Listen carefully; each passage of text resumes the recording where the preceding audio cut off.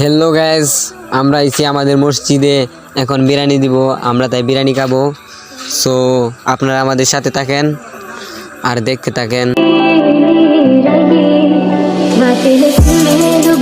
So এখন আইছি আমার বন্ধু নাইম, সো তাদেরকে নিয়ে আইছি বিরিয়ানি খাইতে।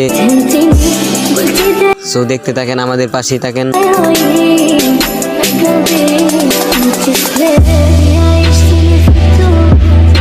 তারা আমার বাইক না, সো দেখতে থাকেন। আমার বাইক না নিয়ে আমি আইছি বিরিয়ানি খাইতে। এই তো আমাদের সামনে নাইম, রাব্বি আছে।